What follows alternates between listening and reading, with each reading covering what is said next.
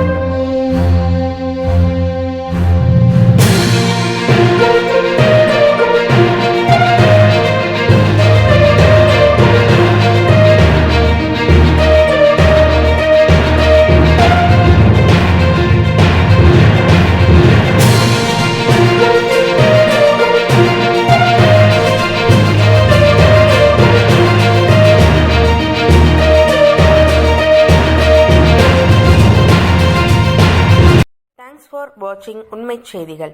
நெல்லை செய்திகளை உடனுக்குடன் தெரிந்து கொள்ள சேனலை சப்ஸ்கிரைப் பண்ணுங்க, லைக் பண்ணுங்க, ஷேர் பண்ணுங்க.